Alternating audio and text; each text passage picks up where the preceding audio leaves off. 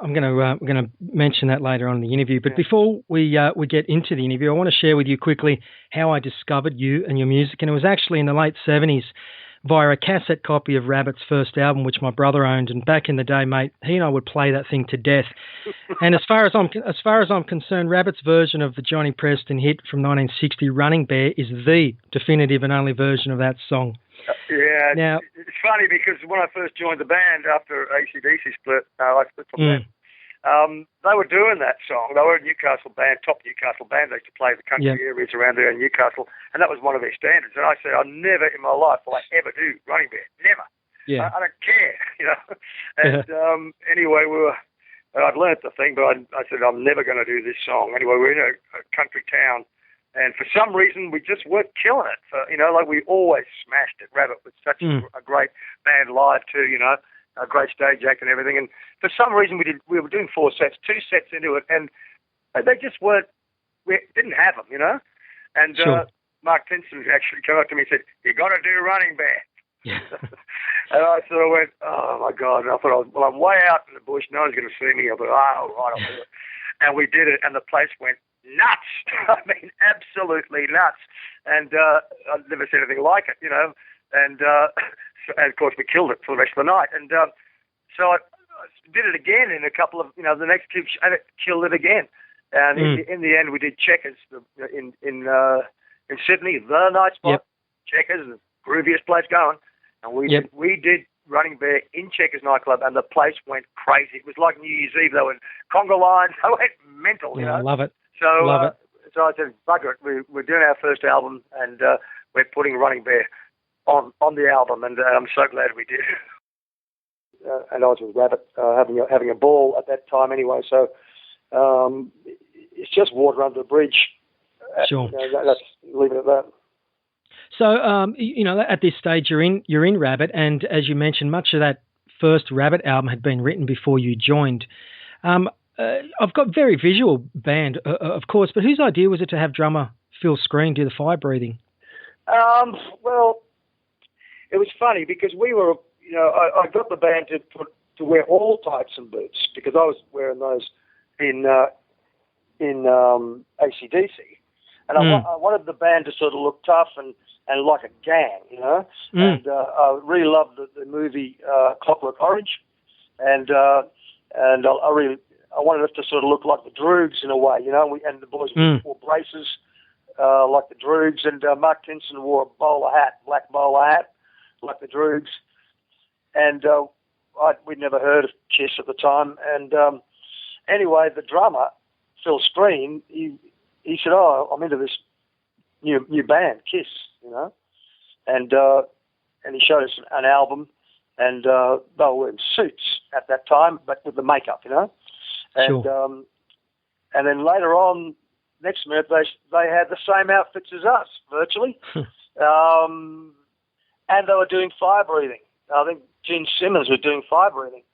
And so we sort of taking notice of this band because of the similarities of their gear now looking like us. And anyway, we had a new single coming out called Wildfire. And because of Gene doing the fire breathing, it said, "Oh, it'd be good if one of us did a fire breathing, the same thing during the song, you know, Wildfire." And so, you know, they stole our outfits. We can steal that from them. You know? Sure. And anyway, I was going to do it, but Phil wanted to do it because he sort of had discovered Kiss for us, kind of, you know, for us. So in the end, I thought, okay, we've all got a highlight during the show.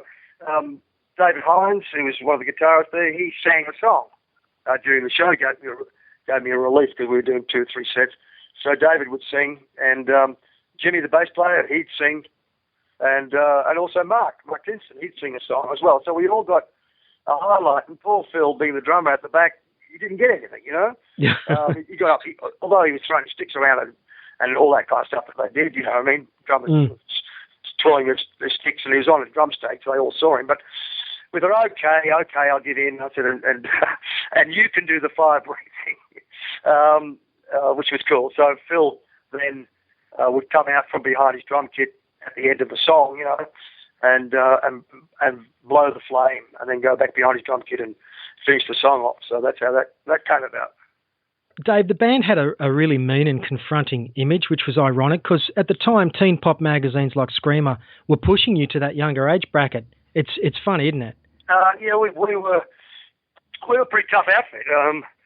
I mean, we as I said, I wanted the band to sort of emulate a bit like the Droogs of Clockwork Orange. Clockwork Orange. So we had real attitude, no problem about that. A lot of other bands were trying to look nice. You know what I mean? They had the same kind of outfits as us, or they had like the satin and that kind of thing, and there was Sherbet. They were the nice boys, and sure. And you had, I don't know, Taste, I think, from Melbourne. They were nice, that kind of stuff. So they had the niceness, but we were not. We were bad. And they actually, the publicist for CBS Records, who was signed with, come and saw our show and blew her out. She loved it so much, and she wrote about us, for the publicity for the record label, and called me savagely heterosexual. And I didn't quite know what that meant at the time. I thought, what's she getting at here? And but all the other guys in the band said, yeah, it's good. Go with it. So, do you know what, mate? Those two albums still hold up, and in my opinion, if Rabbit were based in some place like London, you would have been massive. I think so.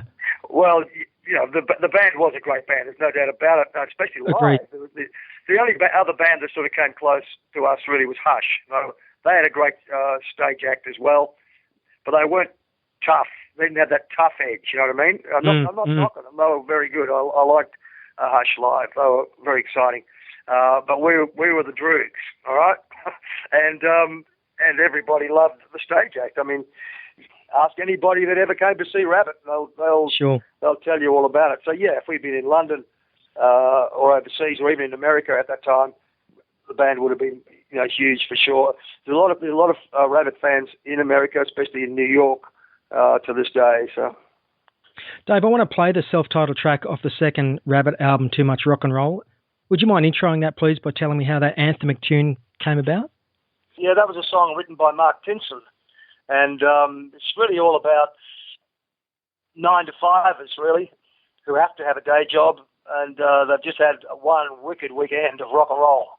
They're ending up not going to work on Mondays, taking sickies on Mondays, and losing their conservative friends and that kind of stuff.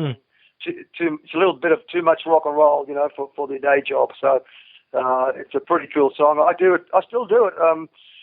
I was touring in Ukraine, and they wanted me to do that particular song. So I did, and the crowd loved it.